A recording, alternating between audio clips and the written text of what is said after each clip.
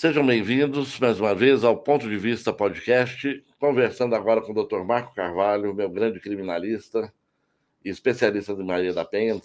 Seja bem-vindo, doutor. Tudo Isso. bem? Tudo bem, Hamilton. Graças a Deus. Novamente, muito bom estar aqui para esclarecer muitos pontos de relevância e estou aqui à disposição para E vamos lá sanar de algumas Maria da dúvidas. Penha, tentar defender pelo menos um pouco do outro lado mais frágil, vamos dizer assim, né, que é a denunciação caluniosa contra os homens, né, doutor? Que acontece muito. O senhor hoje está com um fato real acontecido e que a pessoa, inclusive, está passando por sérios problemas psicológicos por causa disso, né, doutor? O que aconteceu? Conte para a gente, por favor. Isso, Hamilton. Esse caso nos chamou a atenção porque envolve um pequeno empresário. Ele até, acho melhor não falar a profissão para não identificá-lo, Com certeza. Mas é um pequeno empresário que luta no dia a dia, como nós. Ele tem poucos colaboradores, e entre os colaboradores tem a companheira dele, que o ajuda, e outras mulheres, além de outros homens. E no decorrer do trabalho laboral, essa pessoa, suposta vítima, já estava com ele há quase 5 anos. Conhecia a esposa dele, era como se fosse da família, mas não frequentava a casa dele. Ela arrumou um emprego melhor, mas para ela assumir esse emprego, ele tinha que dar o aval. E ele foi lá e deu o aval. Não, se vai ficar bom para você, eu vou dar o aval. Vou falar com o rapaz lá que pode te contratar, sem problema nenhum. Só que aí ela fez a indicação para o lugar dela de alguns parentes. E ele falou, olha, no momento eu não estou contratando, não tem condições de aumentar a equipe. Só para resumir, para contextualizar, ela foi na delegacia, ela foi contrariada, ela foi na delegacia, fez a denúncia de importunação sexual, disse que ele havia passado a mão nos seios dela e na vagina dela. Ou seja, tudo isso porque ele não quis colocar uma pessoa dela no lugar dela, no lugar que ela estaria. Porque ela foi contrariada. E também tem histórico lá no processo de que ela tentou um relacionamento com ele, mas ele falou que não largaria a família dele por nada. Então tem outras questões, mas eu acho que, pelo que está no processo, a gota d'água foi isso. Ela falou, beleza, eu vou sair, mas você vai ter que colocar os meus parentes aqui no meu lugar, que eles estão precisando também. E ele falou, não tem condições. Ela foi na delegacia, aproveitando-se da relevância da sua palavra, que a lei conferiu à mulher, e deveria conferir mesmo, porque normalmente é um crime de 4 paredes, não tem testemunha, então a intenção da lei foi boa, mas que vem sendo mal utilizada por parcela de mulheres, como essa, nesse caso. Apenas com a palavra dela, os policiais foram lá no local, conduziram todos para a delegacia, já conduziu ele algemado dentro do camburão, e na delegacia, ao contrário do que muitos acham, que é um ambiente tranquilo, delegacia é um ambiente hostil, onde a qualquer momento tudo pode mudar. Os policiais de Brasília são muito educados, muito prestativos, mas a qualquer momento tudo muda. É uma panela de pressão, né? É uma panela de pressão. E muito mais na delegacia que ele foi conduzido, porque era uma central de flagrantes. Central de flagrantes é estresse a todo momento. E não quero jogar a atitude dos policiais, mas a instrução foi mal feita, porque pegaram 2 pessoas que supostamente teria ouvido dizer que o fato tinha ocorrido. Uma das testemunhas, ao depor, abro um parêntese, uma das testemunhas é analfabeta. A pessoa que é analfabeto, o sonho dela é assinar o nome e retirar da identidade aquele carimbo, analfabeto. Esse é o sonho da pessoa que é analfabeta. E uma das testemunhas, ela conseguiu aprender a desenhar o nome e retirou da identidade dele aquele carimbo. Então tem o desenho do nome dele. E esse fato passou despercebido pela Polícia Civil e pelo Ministério Público, que acabou constando no depoimento dele coisas que ele não confirmou em juízo. Tanto é que durante a instrução penal, o Ministério Público, muito aguerrido, o Ministério Público comprou a briga da suposta vítima, muitas vezes até agressivo contra ele, dizendo a todo momento que ele poderia ser preso por falso testemunho, e ele, de origem humilde, falou: eu não vi e nem ouvi dizer. Até que o juiz presidente do julgamento pediu: então vou abrir o depoimento aqui para você ler. Leia o que você falou. Aí ele falou: não sei ler. Então aquilo ali mudou tudo. Mudou tudo, porque a testemunha... Como é que ele assina uma coisa que ele não leu, né? Bem da verdade. Isso, essa foi o que foi falado em juízo. Mas aí agora eu volto para a questão do analfabeto. Ele não quer dizer que é analfabeto. Para ele é uma honraria muito grande ele saber desenhar o nome, mesmo correndo todos os riscos da vida civil, de estar sendo enganado, de estar passando um bem, de prestar um depoimento contrário ao que ocorreu. Para quem é muito difícil, né? Para quem não sabe ler, por exemplo, o senhor, um exemplo, eu não sei ler, o senhor pega um documento e começa a ler para mim. Uma vírgula que for colocada errada na sua fala, eu acredito, porque eu não sei como está escrito. Perfeito. Né? Aí, o que diz a legislação sobre isso? Que quando você vai pegar o depoimento de uma pessoa que não sabe ler, ou que sabe pelo menos desenhar o nome, é preciso nomear 2 testemunhas que tenham acompanhado a leitura do depoimento dela para ela confirmar. Depois da pessoa ler: olha, você falou isso, isso, isso, isso. Você confirma? Aí a pessoa confirma. Aí as outras testemunhas que presenciaram o ato assinam juntos. Aí tem validade. Mas esse caso não ocorreu. Então, voltando ao auto de prisão em flagrante lá na delegacia, esse fato passou despercebido, também porque não tinha um advogado ali especialista para acompanhar aquele ato, passou despercebido, e ele foi preso e autuado em flagrante pelo crime de importunação sexual. Dormiu na cela da delegacia. No outro dia, vem o pessoal chama de bonde. Bonde é o quê? É o coração de mãe. Sempre cabe mais um. Vem uma viatura para conduzir os presos de todas as unidades policiais para levar para o centro de detenção provisória, onde vai ser ocorrido a audiência de custódia. Lá ele conseguiu a liberação. Ele provavelmente foi preso na 28ª lá na Ceilândia e trouxeram depois para o núcleo de custódia. A cidade eu também não vou falar mas qual. Pelo trajeto... Mas a mesma viatura que pega os presos da Ceilândia, pega das outras satélites. Sim. E aí, enquanto couber, eles vêm e traz. Vem uma para o norte, outra para o sul e outra aqui para a Ceilândia. São 3 viaturas. Ele saiu na audiência de custódia e chegou até o nosso escritório. Ele narrou os fatos, eu comprei a defesa dele, eu falei, ele até... acho que eu posso até dizer, foi um atendimento meio que social, porque eu vi que ele não tinha condições ali naquele momento de custear a defesa dele, de acordo com a tabela da OAB, mas eu falei: não, essa questão aqui eu quero ela para mim, eu vou defendê-lo.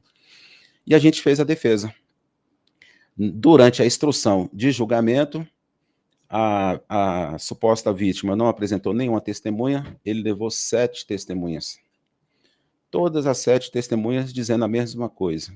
E o nosso papel era o quê? Era como a mulher, na Lei Maria da Penha, a palavra dela tem especial relevância, uma das teses de defesa é mostrar a contradição.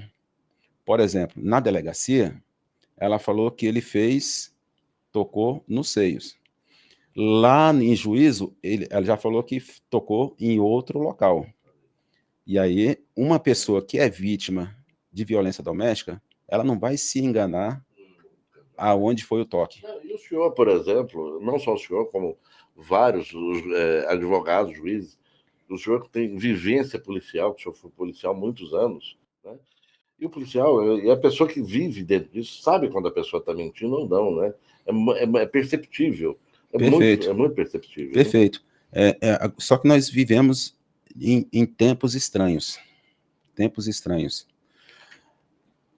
No passado, quando uma pessoa chegava na delegacia e falava que tinha sido vítima, tinha uma investigação preliminar para confirmar a veracidade dos fatos e aí tomar as medidas cabíveis. Hoje denunciou, acabou, né? Hoje não.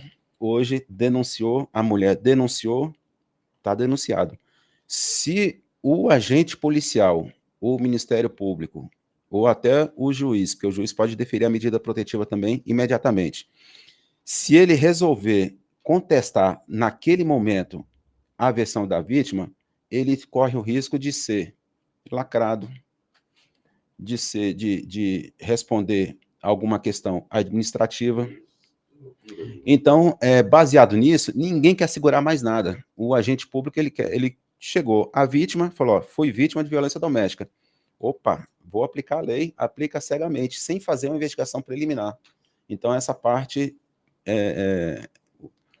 a lei ela desanimou um pouco a investigação preliminar, que é necessário nesses casos. Porque estão aplicando a lei e não a justiça, né, doutor? A bem da verdade é isso. Né? Isso. Aí, voltando para a situação, fomos para a audiência de instrução e julgamento, pegamos uma promotora muito aguerrida, muito agressiva, conforme eu já disse, na defesa da mulher, tentou envolver até questões trabalhistas, mas, enfim, o juiz não embarcou, o juiz absolveu o cliente. Quando eu comuniquei para o cliente, olha, você foi absolvido, que ele pensou em comemorar, a promotoria fez o recurso de apelação, eu falei, não comemora ainda não, ainda tem mais um obstáculo a ser vencido.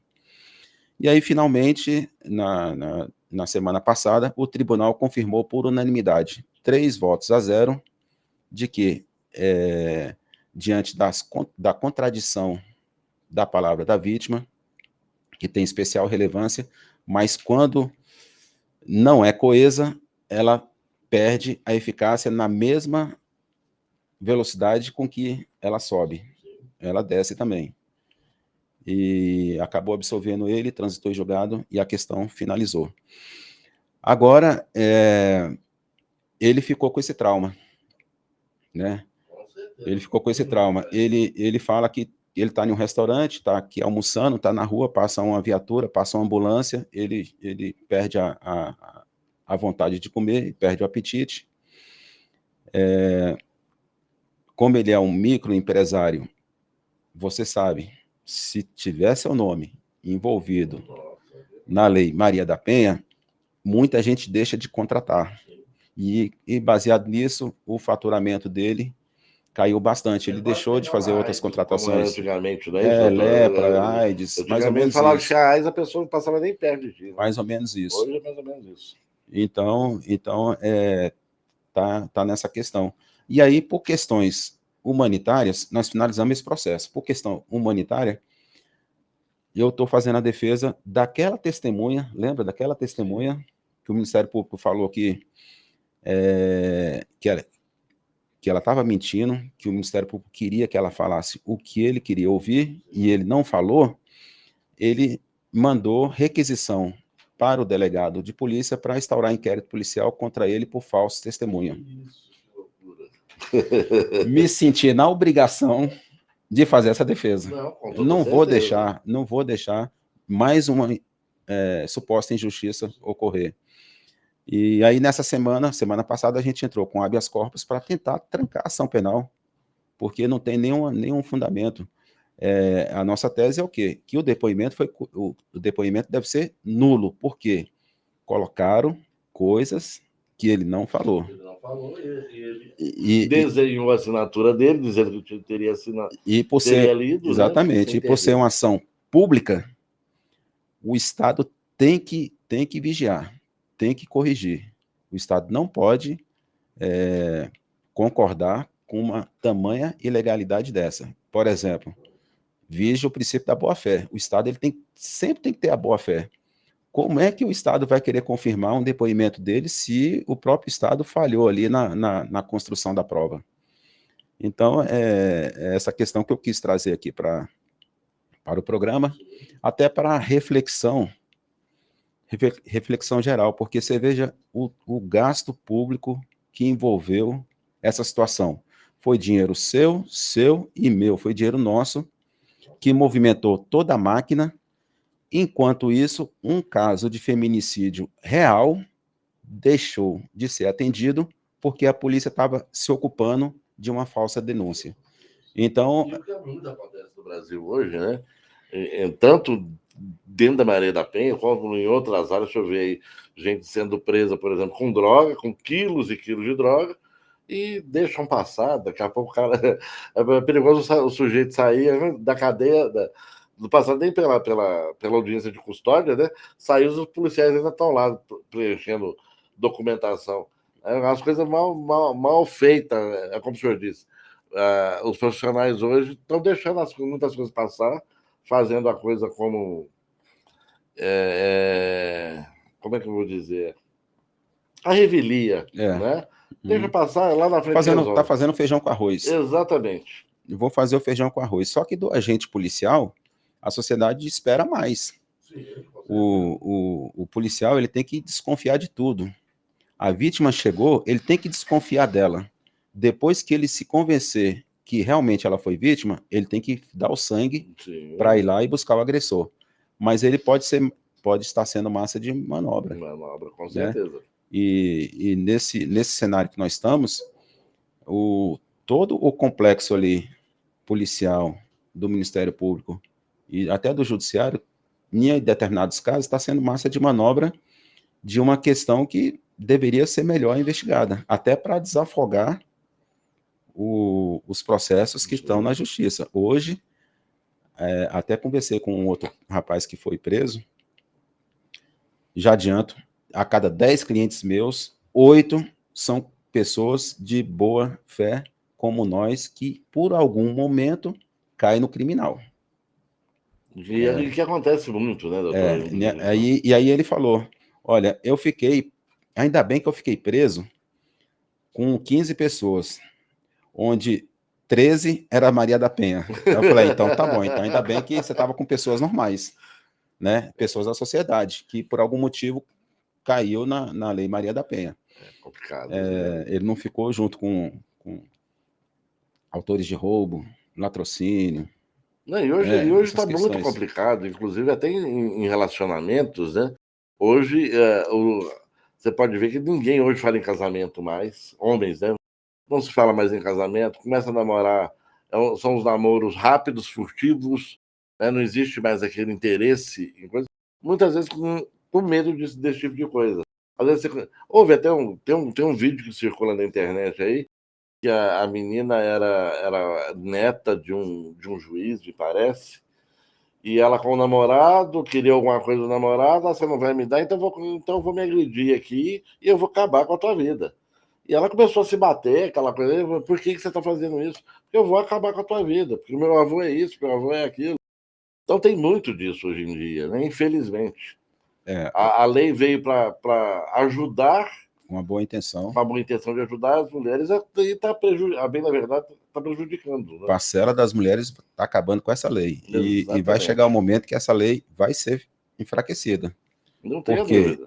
Diante dos casos de falsa denúncia, por elas mesmas, praticado, por vários motivos, por egoísmo, por não aceitar o final do relacionamento, para ganhar vantagem num processo de divórcio, de guarda, para restringir a liberdade do sujeito em determinado momento. Sim, vingança, e também agora a lei Henrique Borel, que trouxe medida protetiva também, mais um agravante, porque eu tenho clientes que já têm quase 6 meses sem ver os filhos por questões de denúncia realizada que tudo leva a crer que não ocorreu. Olha só. Então, a grande queixa da Lei Maria da Penha é o quê? A celeridade só corre para um lado. A celeridade processual ela tem que ocorrer para todos os lados. O processo ele tem que ser célere, tem que ter uma resposta para a sociedade para todos os lados, independentemente da pessoa que está pleiteando. Se a vítima chegou lá, suposta vítima, quero medida protetiva, estou sendo jurada de morte. Imediatamente, está aqui, em 24 horas está a medida protetiva. Agora, por outro lado, a contestação ela tem que ser analisada também com a mesma celeridade. Sim, com certeza. E o que acontece? Eu até vi a entrevista daquele advogado do ex-cônjuge da Ana Hickman. Sim. O que aconteceu ali? Ele falou, olha, é totalmente desequilibrado. Ela peticionava em 24 horas, o juiz decidia. Eu peticionava 4 meses para o juiz decidir e eu ia todo dia no tribunal. Chegando no tribunal, o juiz, doutor, você aqui de novo? Aí ele falava, eu tô aqui porque você não decidiu ainda. Vou continuar vindo. Mas isso porque a lei, ela cuidou, ela desequilibrou. Ela não pode ser desigual. Exatamente. E cada vez que passa, parece que, eu não tenho acompanhado, mas me parece que a razão dela está cada vez menor dentro do processo, de ver-se que muita coisa foi induzida, né? Aquele negócio para acabar com a separação, fazer uma separação mais rápida por causa de dinheiro. Isso, né? ela até a própria apresentadora comentou isso para o repórter. O repórter, e aí, o que aconteceu com o processo? Aí ela falou, não, agora o processo vai andar rápido, o processo de divórcio, agora vai ser célere, porque eu entrei com a Maria da Penha, olha aí a inversão de valores. Ela entrou com a Maria da Penha não porque estava com a integridade física sob risco. Sim. Ela entrou para ter celeridade. E então, por essas e outras questões que nós acreditamos que vai chegar o momento que o Congresso Nacional vai ter que repensar algumas situações previstas na lei. Com toda certeza. É muito complicado, tem que tomar muito cuidado. Doutor, tem mais alguma coisa que eu queria acrescentar nessa nossa conversa hoje?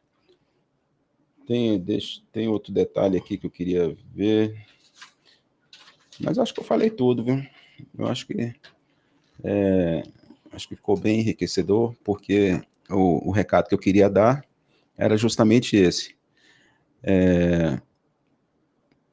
Para as próprias mulheres não enfraquecerem algo que foi criado para ajudá-las justamente e estão prejudicando a bem da verdade, né? Enquanto a polícia está cuidando de 80% de denunciação caluniosa, 20% está sendo vítima real. De verdade, exatamente. E a polícia não está chegando a tempo, por quê? Porque se ficou ali ocupada com aquelas situações outras.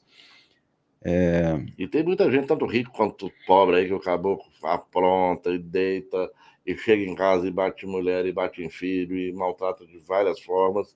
E esse realmente tem que ser punido, esse realmente tem coisa. Tem que passar pelo crime da lei, né? Tem que ser punido severamente. Agora, eu faço uma advertência. Por exemplo, essa situação já era previsto. Sim. Já era previsto. Não precisava, vou fazer uma crítica à Lei Maria da Penha, não precisava dessa legislação. Todos os crimes ali previstos na legislação Maria da Penha já havia previsão no Código Penal. É igual o tal do feminicídio. É um assassinato. Assassinato não interessa. Isso. Você tem que proteger o quê? Proteger a vida, o ser humano. Né? O ser humano, exatamente. O ser humano. Daqui a pouco vai criar o criancídio. Criancicídio. Mas não importa, ali é o ser humano. É o homem o ser humano que tem que ser protegido. Não pode haver diferenciação. Aqui, foi feminicídio, então a pena é maior. Eu acho que ela pode até ser qualificada. Sim. Lá dentro do homicídio, mas não precisa criar. Não tem uma lei específica para tratar daquele assunto. Até porque os números não diminuíram. Muito pelo contrário. Não diminuíram. Tende a aumentar, mas por quê? É um crime a 4 paredes. Eu te pergunto, vai colocar mais policiais na rua? Vai prevenir o feminicídio? De jeito nenhum. É uma questão de educação, de formação, É uma questão de começar da base, da escola, e vir aqui, olha, mulheres têm que ser respeitadas, os homens têm que ser respeitados, e assim sucessivamente. Não é nem da escola, é dentro de casa, né? Isso deve Dentro ser de ensinado casa, dentro, dentro de dentro de casa, dentro de casa. casa, vai para a escola, vai para as igrejas, e assim, não é com lei que combate a Eu criminalidade. lembro quando eu era garoto que eu ouvia muito dentro da minha família que dizia o seguinte: não faça com a filha dos outros o que você não quer que faça com as suas irmãs, entendeu? Isso sempre ficou entre isso, eu acho que em todos os meus primos, a parte masculina da família, foi passado para todos eles. Então, eu acho que a gente sempre pensou muito, duas, 10 vezes em determinadas situações, E aí né? você me fez lembrar uma outra situação. Quem é que pode prevenir um eventual feminicídio? Mas quem é que tem maior probabilidade de saber que aquilo pode ocorrer? É a vítima, Com é certeza. ela mesma. O que a mulher conviveu com o suposto agressor 5, 10, 15, 20 anos. Ela, em tese, ela deveria saber ali dos riscos que realmente está correndo.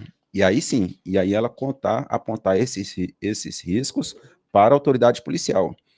Mas, por outro lado, ela não acredita que essa situação vai ocorrer, essa situação de homicídio. Por isso que ocorre o feminicídio.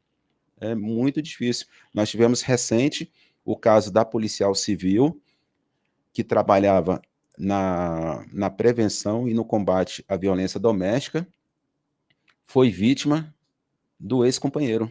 Ela foi vítima fatal. Ela foi vítima de feminicídio. Uma policial que combatia o crime de violência doméstica.